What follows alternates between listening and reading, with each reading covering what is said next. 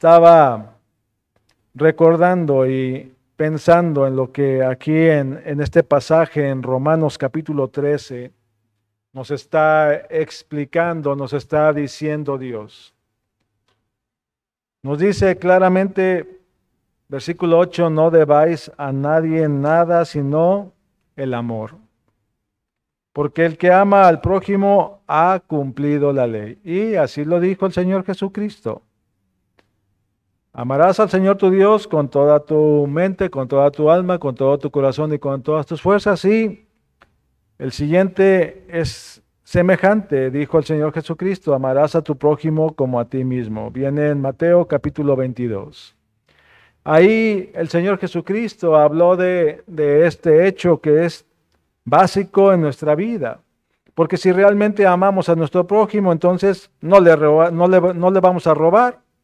No vamos a cometer adulterio porque le amamos y no vamos a estar buscando a nadie más. Simple y sencillamente tenemos lo que Dios nos ha dado y eso es total y absolutamente suficiente.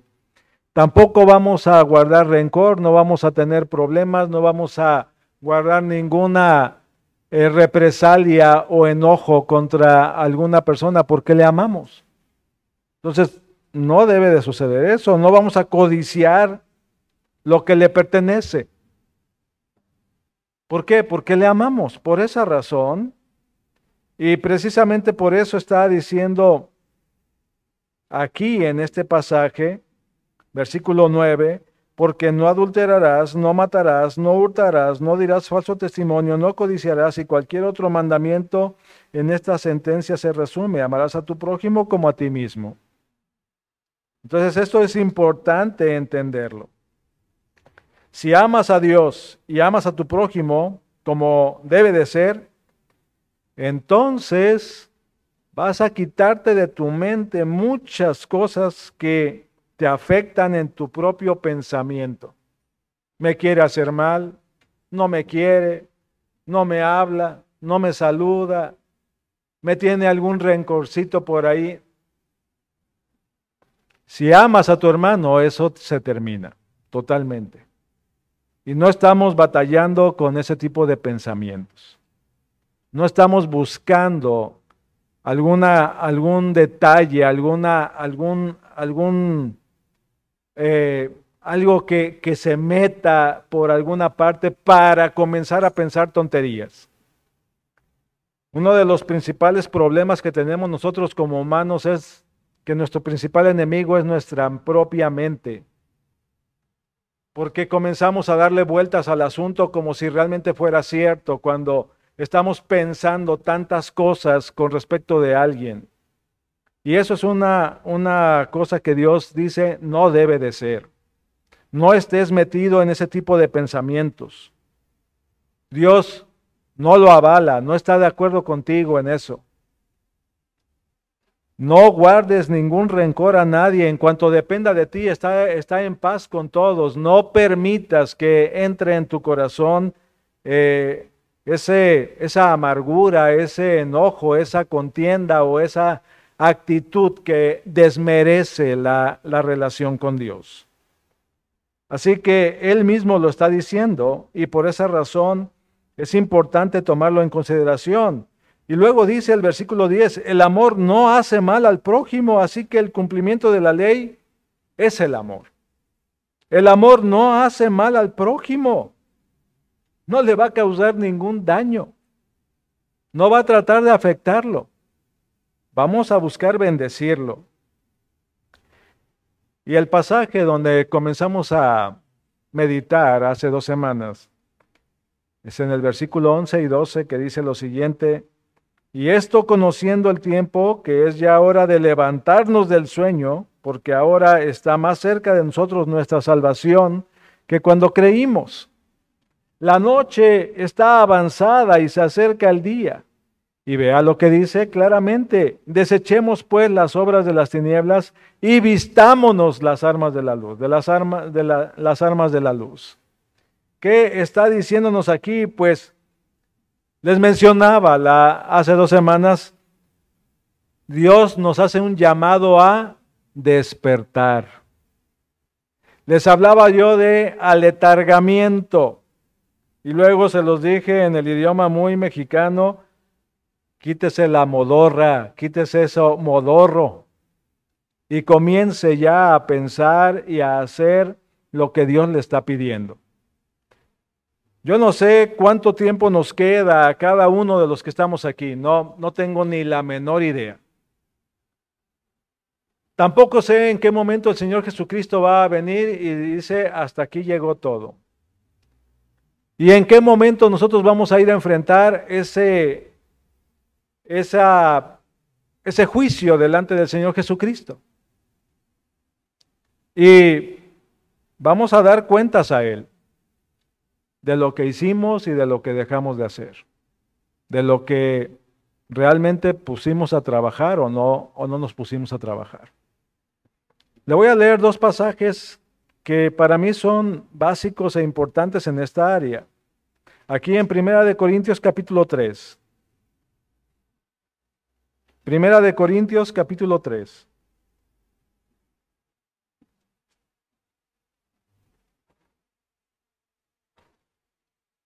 Pablo está diciendo que a él se le encomendó el Evangelio. Y quiero preguntarle a usted, ¿Dios le ha encomendado el Evangelio a usted?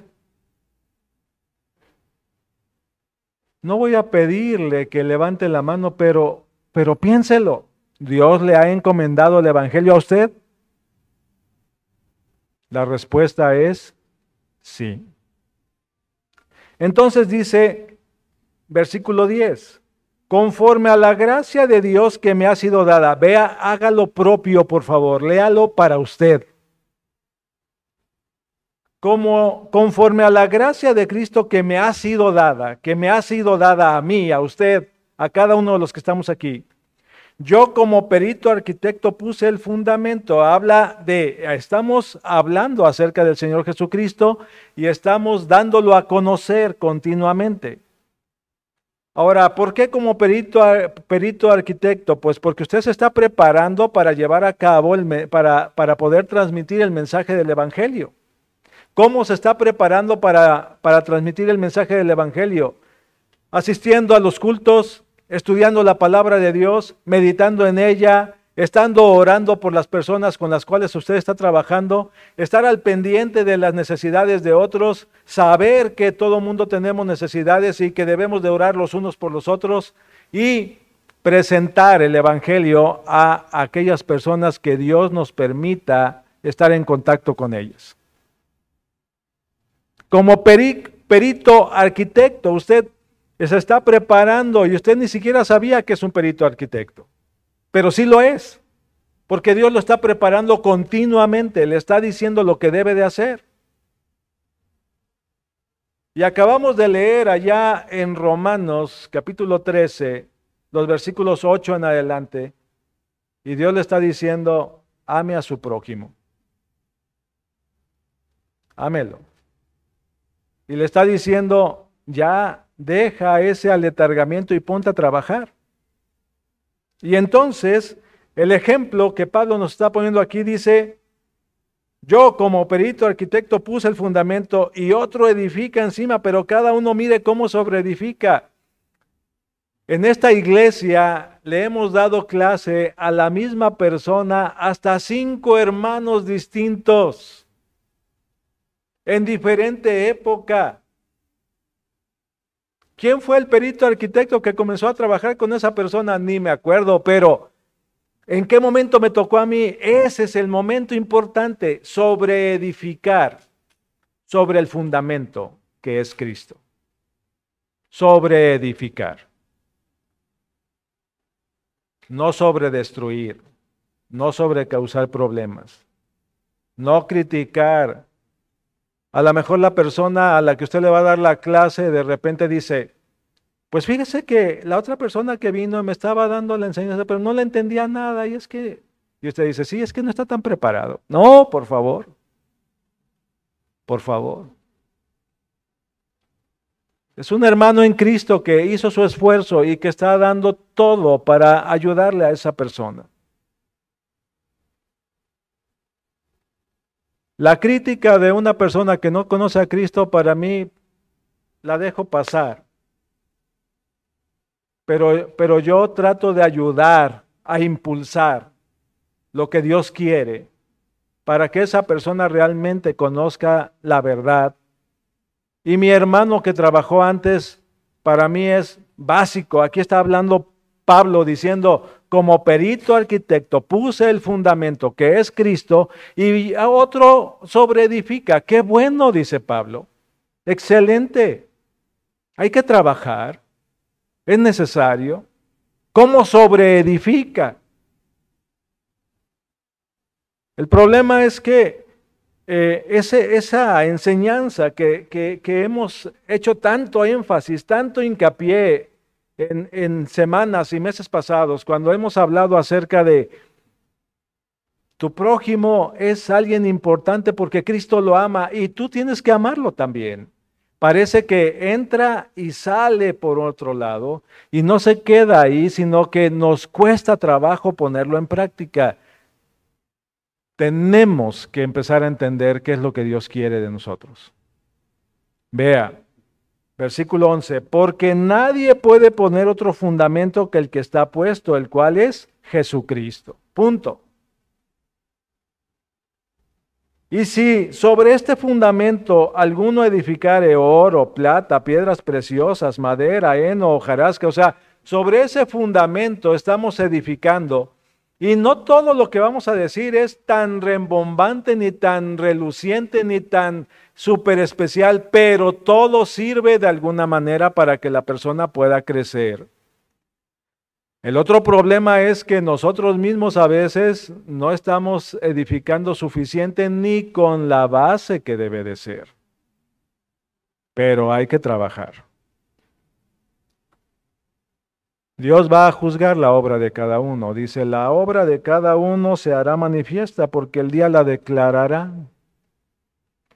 Pues por el fuego será revelada y la obra de cada uno, cual sea, el fuego la probará, no usted, no yo. Yo no voy a probar ni voy a juzgar. Eso lo va a hacer Dios y le corresponde a Él. Porque Él lo va a hacer en forma perfecta, sin equivocación. Él conoce el trasfondo del cual usted viene, conoce perfectamente quién es usted, cuáles son sus limitaciones, cuáles son sus fortalezas, y Dios lo utiliza para llevar a cabo la obra que Él tiene preparada. Sin embargo, algún día tendremos que dar cuentas delante de Él, como aquí está terminando por decir. Dice, versículo 14, si permaneciere la obra de alguno que sobreedificó, ¿qué dice? Recibirá recompensa. Dios no es injusto, lo dice allá en Hebreos. Dios no es injusto para no tomar en consideración su esfuerzo, su tiempo, su dedicación, su trabajo, todo lo que usted hizo. Dios no es injusto, va a haber recompensa. Pero si la obra de alguno se quemare, él sufrirá pérdida. Si bien él mismo será salvo, pero dice claramente, aunque así como por fuego. Dios no se queda con nada, pero sí juzga con justo juicio. Si usted no hizo lo suficiente, no se esforzó suficiente, o si usted no está trabajando en su propia vida para crecer, no se está usted preparando continuamente, Dios lo sabe. Y lo que usted hace o deja de hacer, Dios lo sabe. Todos los que estamos aquí tenemos en nuestro haber piedras preciosas, oro, plata, pero también tenemos en nuestro haber madera, heno y hojarasca. Pero Dios quiere que usted vaya cada día creciendo más y vaya teniendo cada vez más en su haber plata, oro y piedras preciosas, lo que no perece ni se quema. ¿A quién le está encargando el trabajo? A usted y a mí. Y Dios quiere que estemos trabajando en eso. Tenemos mucho que hacer. Ahora vamos a 2 por favor, en el capítulo 5.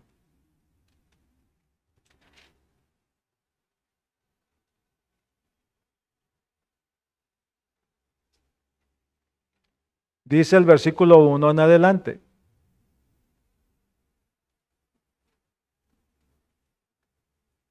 Porque sabemos, 2 5:1, porque sabemos que si nuestra morada terrestre, este cuerpo, está hablando de este cuerpo,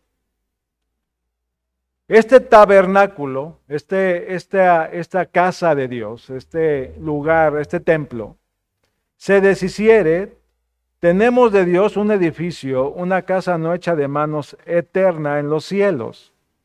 Y es a donde vamos.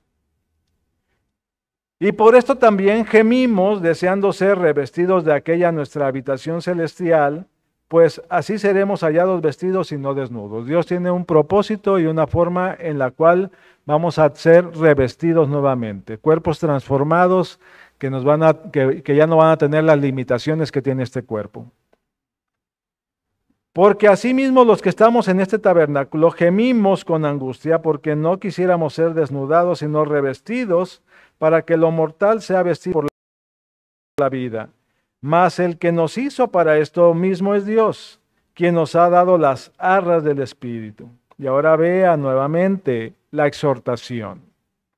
Así que vivimos confiados siempre y sabiendo que entre tanto que estamos en el cuerpo, estamos ausentes del Señor.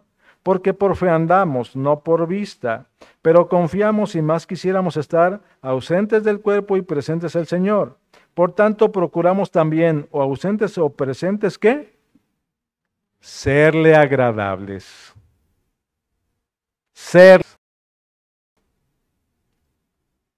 ¿Qué significa eso? Serle agradables.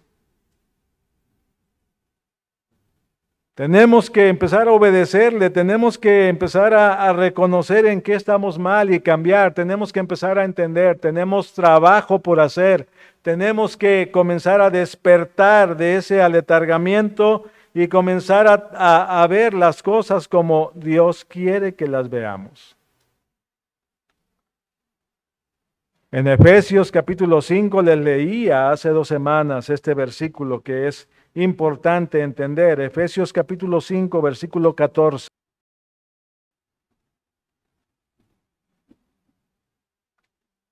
La exhortación de Dios hacia nosotros. Efesios 5:14, por lo cual dice, despiértate tú que duermes y levántate de los muertos y te alumbrará Cristo. Levántate, es tiempo de despertar, anímate. El creyente a veces se duerme pensando, yo ya estoy salvo, yo ya soy salvo y si hay trabajo por hacer, yo no lo sé, no lo veo. ¿Cuántas veces ha ocurrido que algunas personas pasan alrededor de nuestra vida, nos ven, circulan, y un buen día de repente lo ven a usted dando gracias por el alimento y preguntan, ¿tú eres cristiano? Te conozco hace 20 años y no sabía.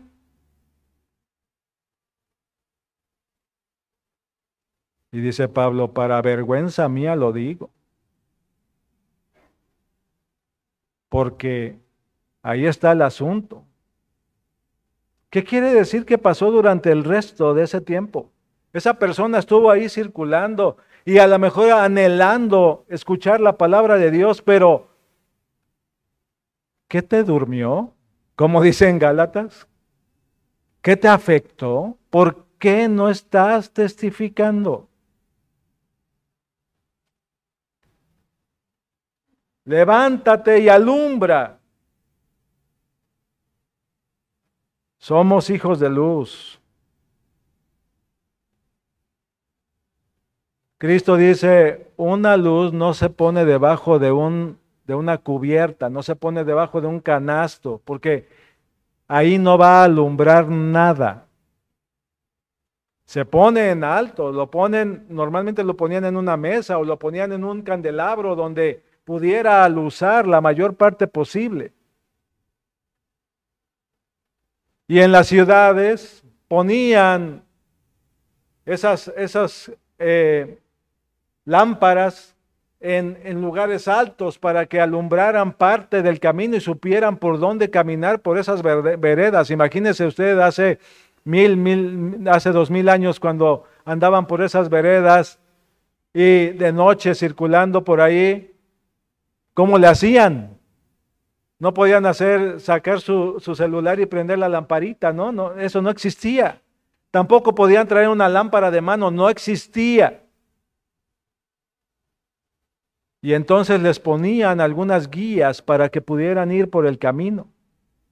Usted es esa lámpara que ayuda a que la persona vaya por el camino, para que usted le alumbre y le muestre, por aquí es el sendero que debes de tomar. Pero a veces la gente no conoce quiénes somos. Cada creyente necesita despertarse, un reavivamiento espiritual, estar espiritualmente despiertos y espiritualmente vivos. Debemos de manifestar la vida misma, porque la única vida es la que proviene a través del Señor Jesucristo. Fuera de eso, todo lo demás es muerte y desolación. Muerte y desolación. Usted debe de expresar con su propia vida. Hay gente que no pone atención, aunque usted le diga, mire, soy creyente, ay, qué bueno, me da tanto gusto. ¿No quiere que le hable? No, no quiero que me hable. Ah, está bien. Pero usted ya cumplió. Pero también sucede que está frente a la persona y cero palabras, cero testimonio, cero enseñanza. Cero enseñanza, perdón, cero enseñanza. Y ahí es donde Dios nos está diciendo, ya es hora de levantarse. ¿Desde cuándo? Desde siempre. La enseñanza no viene de hoy. No sé si lo había leído, yo creo que sí. Dios nos manda a tener esa actitud. Ahora en Primera de Corintios, hace 2 semanas habíamos terminado aquí. Es importante entender, la iglesia de Corinto tenía problemas en su vida doctrinal, tenía problemas en su andar, pero pues ¿qué iglesia no tiene esos problemas? Pero ellos habían dicho que no había resurrección de muertos y no tenían ellos argumentos para rebatir aquello, aunque ya habían recibido la enseñanza de Pablo, y Pablo tiene que mandarles la carta en Primera de Corintios para que entiendan. Esto ya se los expliqué, pero quiero que quede bien detallado. Primera de Corintios capítulo 15.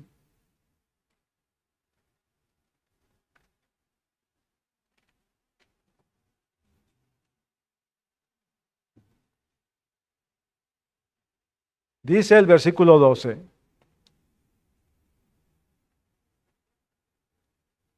Pablo está explicándoles y ayudándoles a que sepan qué es lo que deben de decir.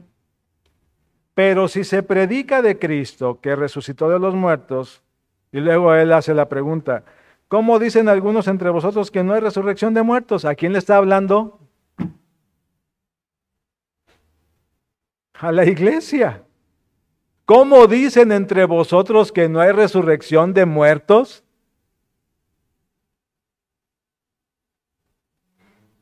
¿Habrá alguno de los hermanos de aquí que de repente tenga dudas en su corazón con respecto de la resurrección, o que tenga dudas en su corazón con respecto de su propia salvación, o que tenga dudas en su corazón con respecto de, ahorita ando mal, como que ando bajito, no sé cómo levantarme?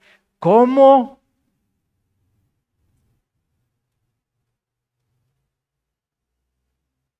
¿Y la palabra de Dios dónde queda? ¿Y la enseñanza de todo el tiempo que has recibido dónde queda?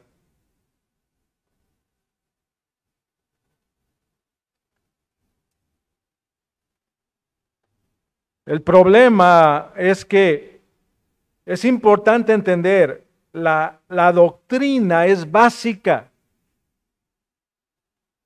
Primeros 3 capítulos de Efesios, pura doctrina. Y hay una cantidad de versículos en la palabra de Dios que son pura doctrina que hemos tocado en Romanos.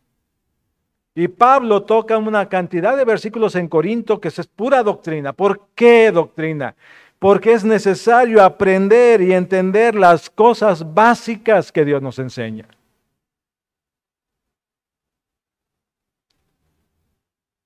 Y cuando algún hermano no tiene esa doctrina básica y le hacen alguna pregunta, pues se queda, no sé. Cuando no hay una enseñanza clara de la doctrina espiritual, eso lleva a una decadencia en su propia vida. ¿Por qué se da permisos para hacer tal o cual cosa que no es correcto? ¿Por qué se da permiso? ¿Lo ha pensado? Se lo voy a responder. Porque no tiene convicción de sana doctrina en su corazón. Por eso. Me doy permiso de hacer esto. ¿Por qué te das permiso?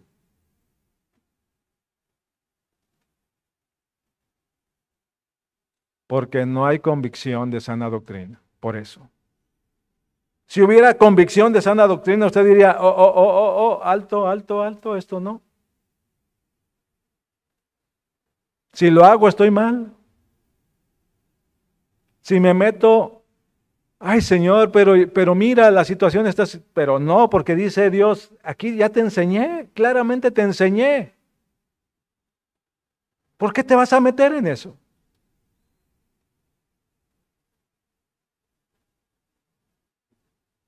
¿No será una enseñanza clara el hecho de amarás al Señor tu Dios con todo tu corazón, con toda tu alma, con toda tu mente y con todas tus fuerzas? ¿Será muy difícil de entender? Creo que no, pero practicarlo. Luego, amarás a tu prójimo de la misma manera y con todo tu corazón. ¿Está difícil de entender? Creo que no, pero quizás nos falta el resto, ¿no? Dios nos está diciendo lo que debemos de hacer. La doctrina de Dios es clara, pero nos damos permisos para no obedecer. ¿Por qué? Porque no hay convicción. Siempre cuando la doctrina no es suficientemente clara en su corazón, le va a afectar en la manera en que usted vive. Siempre. ¿Por qué hizo esto? ¿Por qué hice aquello? Pues porque pude. ¿Pero por qué lo hiciste? Porque no hay convicción en su corazón y no hay entendimiento claro de la sana doctrina. Por eso. Por esa razón. Dios nos da la enseñanza clara. Aquí los de Corinto estaban fracasando. Les estaban diciendo otros, es que yo no creo en la resurrección. Y un hermano decía, pues fíjate que yo tampoco estoy tan convencido. ¿Por qué? ¿A cuántos hermanos a la vez se les apareció el Señor Jesucristo? ¿No había un testimonio profundo acerca de su resurrección? ¿Qué le faltaba a esa persona para decirle, la resurrección existe? convicción, firmeza, estabilidad espiritual en su propio corazón.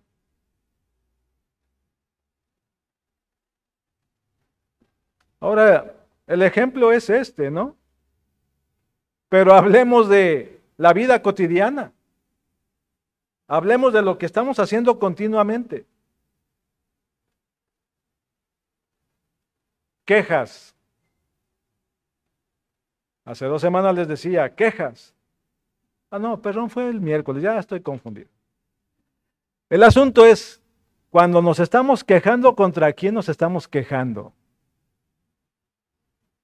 Me quejo de que esto no funciona, me quejo de que no tengo esto, me quejo de que esta situación no se está dando, me quejo de que fulanito no hace las cosas.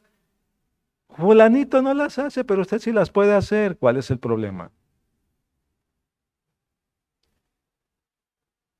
Las quejas delante de Dios están mal.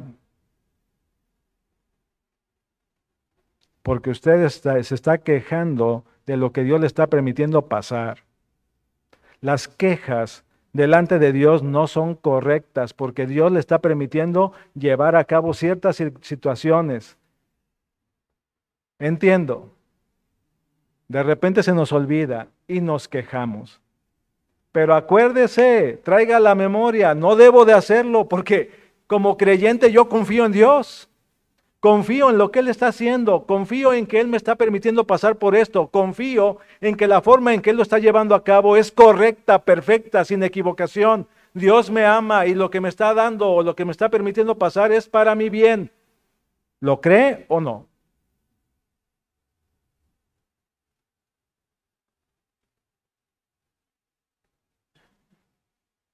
Pero sucede eso. El asunto es que si no hay convicción, si no hay una verdadera actitud de enriquecimiento espiritual, van a surgir las quejas. Y ahí va a haber el problema. ¿Se acuerda aquí mismo lo que dice en 1 Corintios capítulo 15, pero en el versículo 33? Si usted permite que una persona le robe la paz, no le eche la culpa a esa persona, usted mismo se está metiendo en el asunto. Dice, no erréis. Las malas conversaciones que corrompen las buenas costumbres. Una mala conversación, una persona que se esté quejando y usted le haga caso y diga, tienes toda la razón, hay que quejarnos juntos. ¿Contra quién estamos yendo?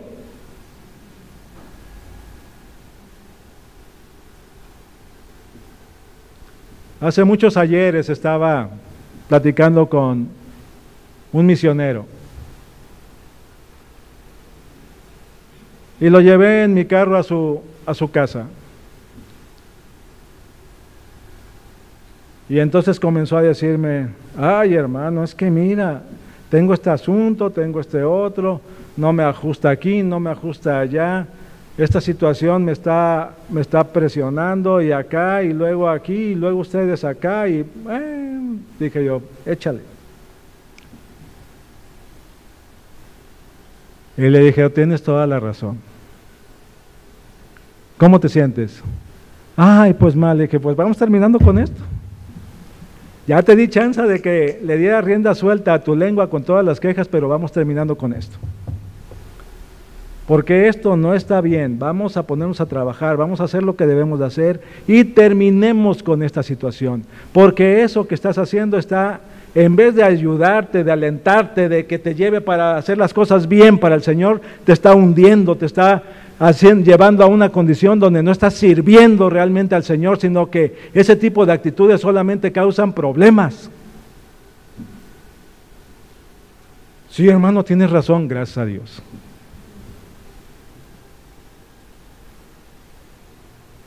Sí, lo dejé que se quejara, dije, pues es humano igual que yo.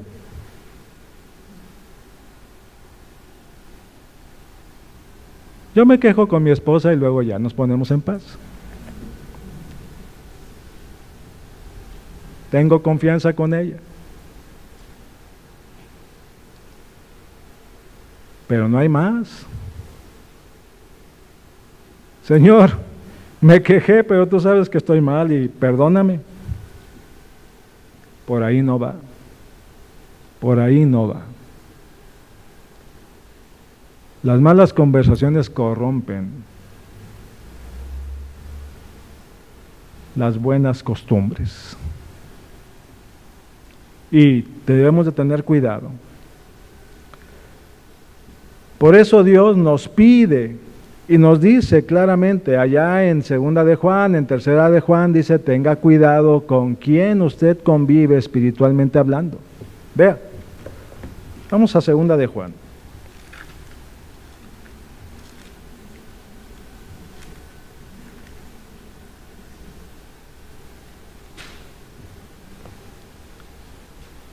Dice el versículo 7. Es un solo capítulo. Porque muchos engañadores han salido por el mundo que no confiesan que Jesucristo ha venido en carne. Quien esto hace es el engañador y el anticristo. Mirad por vosotros mismos para que no perdáis el fruto de vuestro trabajo. Vea y ponga mucha atención en eso. Mirad por quién. O sea, yo no puedo estar, sí quiero estar pendiente de usted, sí quiero ayudarle. Si quiere quejarse conmigo, éntrele, muy bien. Ya sabe usted en qué va a terminar. Entonces, el asunto es el siguiente. Mirad por vosotros mismos y no perdáis el fruto de vuestro trabajo, sino que recibáis galardón completo. Cualquiera que se extravía y no persevera en ¿qué? Otra vez, la doctrina de Cristo. La doctrina de Cristo. No tiene a Dios. El que persevera en la doctrina de Cristo, ese sí tiene al Padre y al Hijo. Si alguno viene a vosotros y no trae esta doctrina, dice, cuídese. No permita que eso penetre en usted. No erréis. Las malas conversaciones corrompen las buenas costumbres. Corrompen. Una raíz de amargura, dice allá en Hebreos, contamina, causa mucho daño. Tiene que estar usted bien arraigado en Cristo. Viene alguna persona a quejarse con usted y le empieza a decir todas sus quejas, agárrese de Cristo, bien agarrado, bien sujeto. Escúchelo, tiene necesidad. Pero termínelo, también tiene necesidad.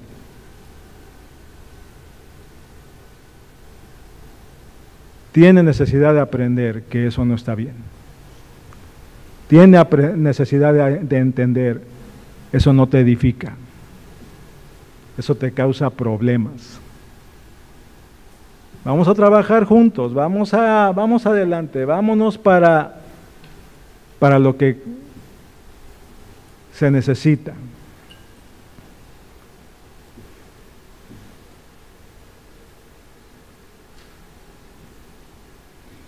Dios nos está llamando. Quiero regresar a 1 Corintios 15, versículo 34, por favor.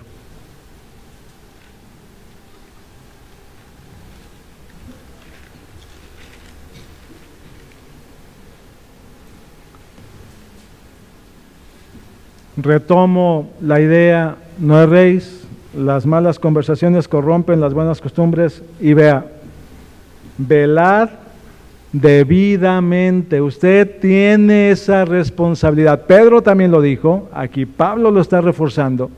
Velad debidamente y no pequéis, porque algunos no conocen a Dios, y como dije hace rato, para vergüenza mía lo digo. Hay que trabajar y hay que entender. Cada uno de nosotros tenemos nuestra labor, nuestro trabajo, nuestra responsabilidad. Malas conversaciones, mala compañía, malos compañeros, malas asociaciones. Cuidado con las falsas doctrinas, cuidado con los que se comportan de acuerdo a sus propios pensamientos.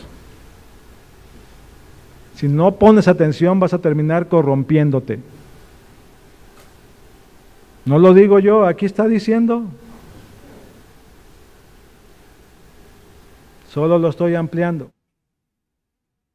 Eso es todo.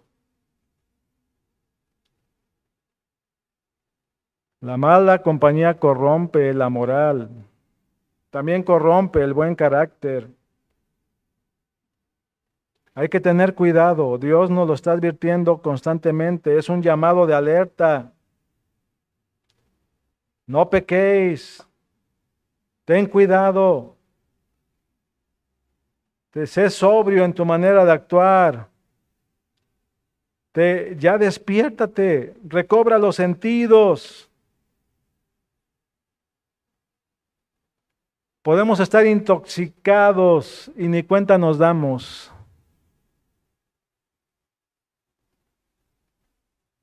Usted sabe que me hicieron una operación hace un mes. ¿Sabe por qué fue esa operación? Porque yo estaba intoxicado y ni cuenta me había dado. Mi sangre se estaba intoxicando y yo ni cuenta me había dado.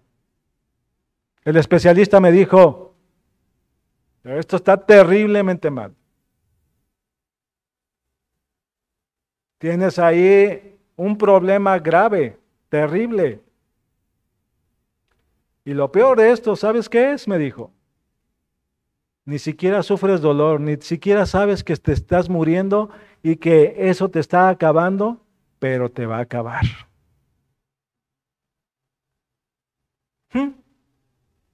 Simpático, dije yo. Pues vamos atendiéndonos, ¿no? Es necesario. Así es como penetra la mala conversación, así es como penetran las malas ideas, así es como penetra cuando la gente, en vez de exhortar y animar y levantar, te quiere llevar por otra dirección. Silenciosamente. Aparentemente no te causó ningún daño, pero cuidado porque sí te corrompe. Es una intoxicación moral.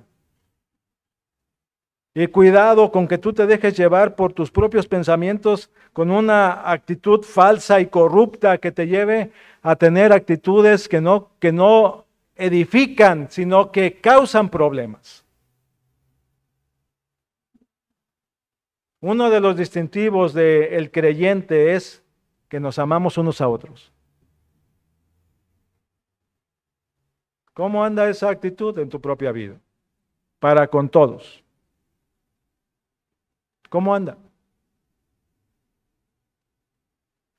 ¿Tienes enojos, molestias en tu corazón? Fulanito no, perenganito tampoco. ¿Por qué? ¿Eres creyente? ¿Eres de Cristo? ¿Amas a Dios? Pues sí, yo amo a Dios, pero no a toda la gente. No, no, no, no, no. ¿De qué estamos hablando? ¿De qué se trata esto?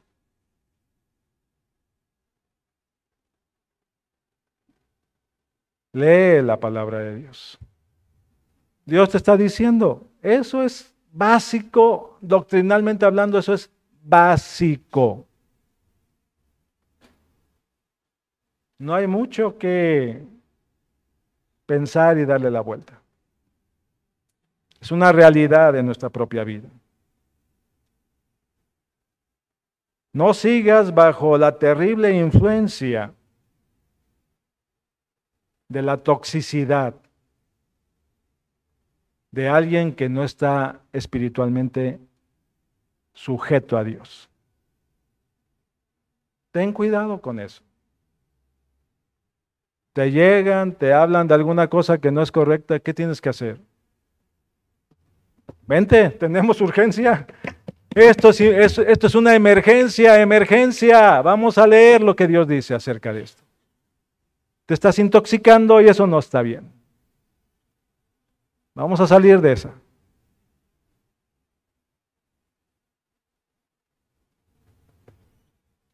Trabajé con un doctor muchos años.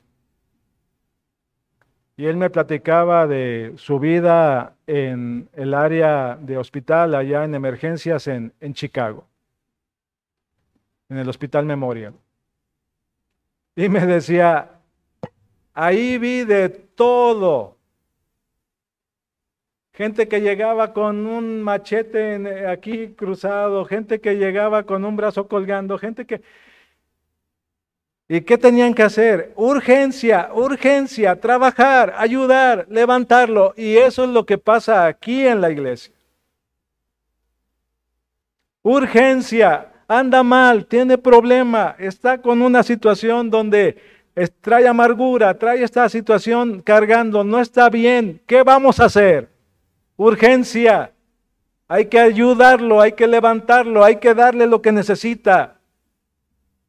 Póngale una intravenosa de Mateo capítulo 15 y vámonos adelante. Se necesita. Juan capítulo 17. Vamos a la oración del Señor Jesucristo, que nos ayude a entender, está preocupado por nosotros, qué es lo que necesita, que crezcamos. Juan capítulo 15, arraigados y sobreedificados en el Señor Jesucristo. No puedes hacer nada si no estás sujeto a la vid.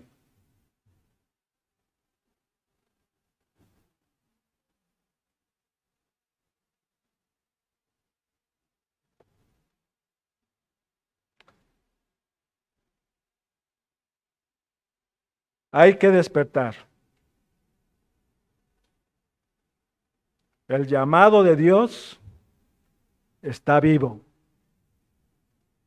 Y nosotros tenemos que estar vivos para ese llamado de Dios.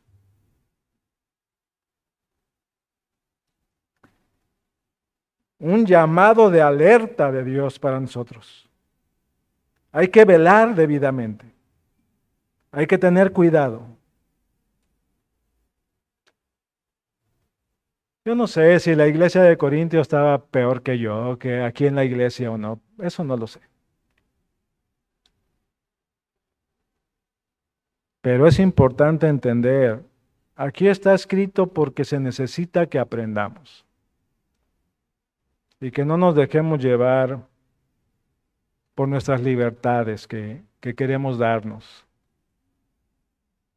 Tener cuidado con eso.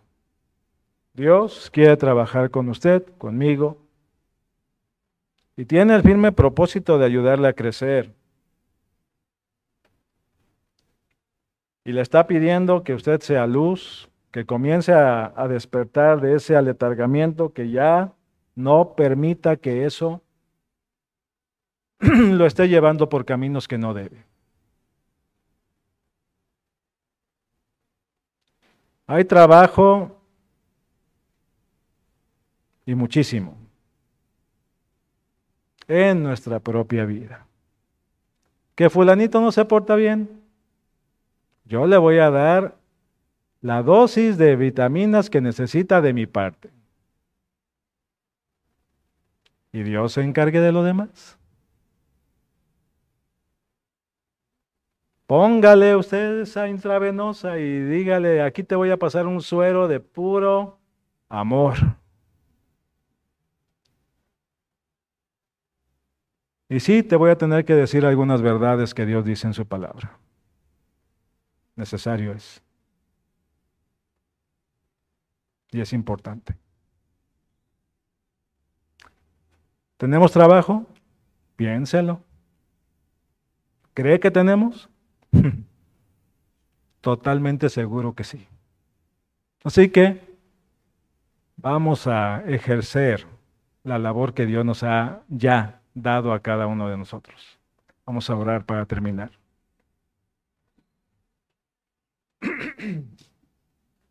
Nuestro Dios y Padre Santo, te damos gracias por tu palabra. Tantos pasajes que tú, Señor, estás utilizando para ayudarnos a comprender nuestras deficiencias. Tanta enseñanza que has preparado para nosotros a través de tu palabra, tanta enseñanza que nos has dado a través de pastores, de hermanos, de cada persona que has utilizado para edificarnos. Y Señor, te damos gracias por tu preocupación por nuestra vida.